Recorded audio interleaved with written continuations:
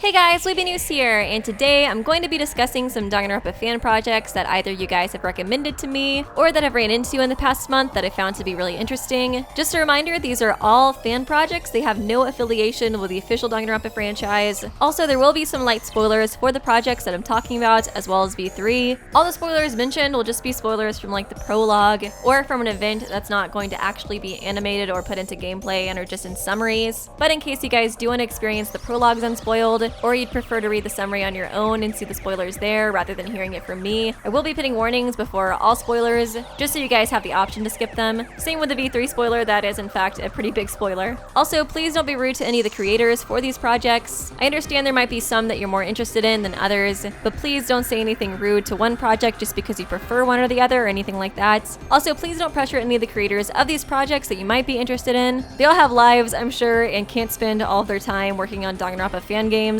These projects look like they take a lot of time and effort, so please allow them to take the time that they need in order to finish these. But anyways, I just wanted to kind of get all of that out of the way. So without further ado, let's go ahead and get right into the video. The first fan game I want to discuss is Danganronpa Rebirth. Some of you guys might remember this, but over a year ago, Danganronpa Rebirth was released as an April Fool's prank to the fandom by Miwashiba, who created several indie games such as Alice Mare, One Bit Hard, and the Lie Eat series. Basically, he launched a website with a fully voiced cast as well as sprites for each character, showcasing what seemed to be a new Danganronpa game, and this tricked a lot of people, especially English-speaking fans who were unable to understand what was being said on the site. And even after it was revealed to be a prank, it had quite the impact on the Danganronpa fan base, leading many people to become fans of this quote-unquote game, and this leading to the creation of fan art, role-playing, fan dubs, and many more things like that. Something to keep in mind though while appreciating Miwashiba's creation is that he has several rules regarding how to share this project and discuss it online. And just so you guys know, I did reach out and get permission from Miwashiba to include his work in this video since I was unsure of how he would feel about it initially. Thankfully though, he did say it was alright. But moving on, the main thing to keep in mind when talking about it is to make sure to express that it is in fact a fan project and that you don't present it in such a way that may cause others to interpret it as an official installment, since it could cause legal issues. I highly recommend you read all of his rules regarding this before sharing anything publicly about the fan project. I'll link the translated post below for those of you who would like to check it out and read it in full. As for the story, he does seem to be quite passionate about it. He even decided to continue it to the end of the first chapter. On his Tumblr page, he's posted scripts for chapter 1 and has also uploaded the first trial on his YouTube channel and Nico page as well. And even though he's decided to end it there, you can learn much more about the plot from his summary and character descriptions, some including spoilers for things that would happen much later in the story.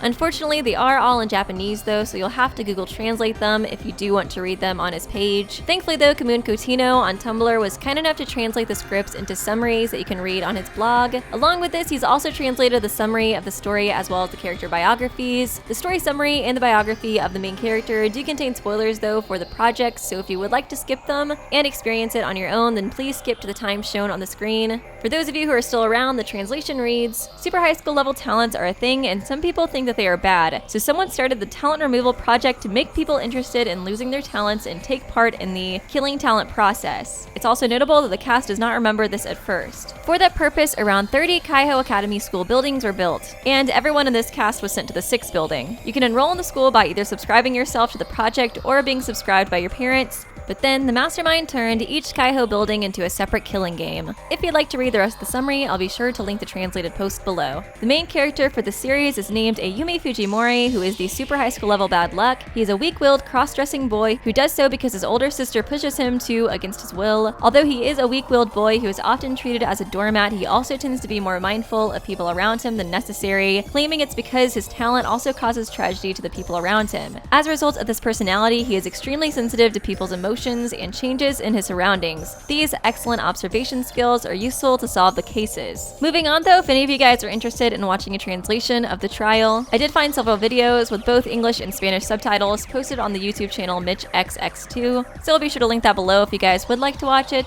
And this also leads me to the second project regarding Rebirth, this being Danganrebirth-Voices. This project, unlike most, is not a fan translation of the original, but a completely different story from Miwashiba's, with the exception of the characters, basically meaning that the plots for both are completely different. They don't have the same killers, victims, mastermind, etc. Miwashiba, the original creator, has given them permission to create this project as well. On their channel, they have all the character introductions, an audio drama of the first trial, an animated daily life, and trial for the second chapter, which looks shockingly similar to Miwashiba's creation, since they were also given permission by him to use his assets. Overall, I really recommend you guys to check out this project alongside Miwashiba's. It looks really well done, and I'm avoiding looking too much more into the story and the characters for this interpretation though, because I've been really interested for a while now to do reaction videos or like live streams of me reacting to the series, so please let me know if you guys would be interested in that. Otherwise, if you'd like to check out the project on your own, I will link it down in the description with everything else. The next project I'm going to talk about is Super Danganronpa Nether 2, which is actually a sequel to Danganronpa Nether Despair Academy. Both are Korean fan games made by Linuj. The first one is completed fully, while the second one is still ongoing. Right now, Linuj is working on the 4th chapter. On their blog, they mentioned that they would like to get it out in October, but it might take a little bit longer since they're dealing with graduation work at the moment. I recommend you guys follow their blog if you would like to get more updates on that. I found it extremely difficult to find fan translations of the first game. If you do know of any, please be sure to comment it down below and I will honestly pin your comment, because based off of all the research I've done, I'm honestly not entirely sure that a full translation of it exists. The only one I've really been able to find was one on the channel TempAccounts here on YouTube. They translated up until about the first murder, and the last translation they posted was about 3 months ago, so I'm unsure as to whether or not they decided to discontinue it or not, but I feel like it's pretty likely because they began posting Super Danganronpa Nether 2 translations instead. Overall, it just seems as if more people in the English community are a lot more interested in the second game, partially I believe because the art is much more polished, but also I think it's because the premise seems much more interesting as well, just based off of what I've seen about the game. It most definitely connects to the first game though, and if you look at the prologues for each of them, you'll automatically be able to make the connection. But now I'd like to discuss the premise of the second game somewhat. It's definitely heavily inspired by Super Danganronpa 2, with the group on an island and the super high school level unknown acting as the main character, but it also has some very different attributes that separate it from its inspiration. Firstly, the protagonist Sora, like Hajime, is a super high school level unknown, but unlike Hajime, she can't seem to remember anything about herself, including her very own name. She goes by the name Sora only because it's the only thing she can think of. And another stark difference is the personality of Monokuro, the mascot of this game. Unlike Monokuma, he lacks a cute and playful voice and isn't the focus of comedic relief, it seems. The wiki describes his tone as being rather menacing and droll. Along with this, it states that Monokuro claims to be the supervising teacher on Hope's Peak Academy's field trip. He forces students into taking part in a field trip of mutual killing and claims to hold dominion over the Isle of Nowhere. There's another very important aspect regarding the prologue that differentiates it from the canon Danganronpa games, but it's honestly a pretty big reveal, and I'd rather you guys check out the prologue for yourself in order to find out. But for those of you who are lazy, I'll mention it here as well. You can go ahead and skip to the time shown on the screen if you want to miss it. But basically, for those of you who are sticking around, the mastermind is revealed during the prologue and he kills like 2 people right off the bat. It's honestly so crazy and very intense. It makes me very interested in his character and the whole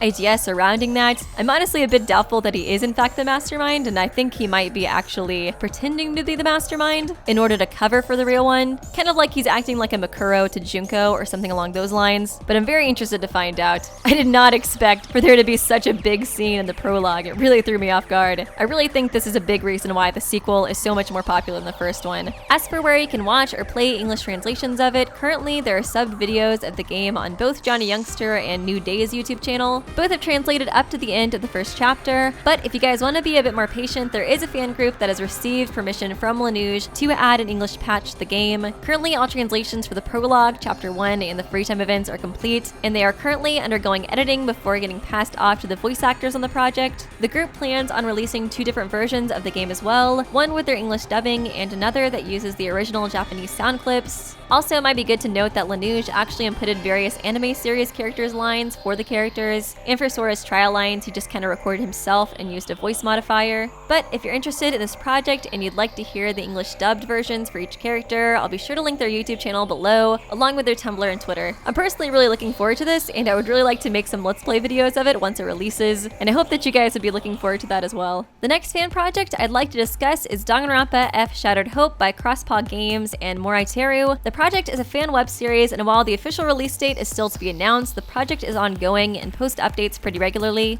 So far, they've released character trailers for all the participants, several podcasts discussing the details of the series, and they just recently posted a trailer demonstrating all of the characters' voice actors. And although not fully on the channel, they have an original soundtrack uploaded mostly by the composer Stevie Pilgrim. I'll link the playlist down below if you'd like to listen to it. The tracks are honestly really good, and I'll be including one of the songs in the background here as well, just to show off how legitimate it really sounds. Similarly to other fan projects, I've become really interested in this one because of the sprites and soundtrack's resemblance to the original series. The story also seems to be rather unique, even with the little information that's been given so far. Firstly, it has no connection to the Hope's Peak plotline, which is always a plus for me. It's also notable that there's only 5 chapters in this fan game rather than 6 like a usual Danganronpa game, as well as there's only 14 participants rather than 16. More so than that though, if you watch the trailers, you'll notice that none of the characters have a last name, and more than likely are just using like an alias of some sort, since their names are quite eccentric. I found this really interesting, especially after I came across the crew mentioning that it apparently connects pretty heavily to the main story. As well as this, one of the questions they received on the podcast asked to why the characters looked older, more so in their 20s as well, and the crew mentioned that answering this question could be a really big spoiler for the story too, which I thought was pretty interesting. Just based off of some of those answers and the character designs, I kind of get a feeling that it might be like based in a post-apocalyptic world, and I sort of wonder if that atmosphere will be incorporated. Overall, this project just really caught my attention and seemed really interesting to me. But anyways, if you'd like to keep up with this project, I recommend subscribing to their YouTube channel, where you can find all the information and videos I've mentioned previously. Also, you can follow their Twitter account, which holds character bios for each participant. And as for the future of the project, the release date, like I said, is still to be announced. And based off of one of their podcasts, they mentioned that the script writing for the prologue in Chapter 1 has been completed, and that all future deaths are set. But even with all of this in mind, it's still in pretty early phases of planning. Finally, they have an opening they're working on at the moment, which will eventually go up on their YouTube channel as well.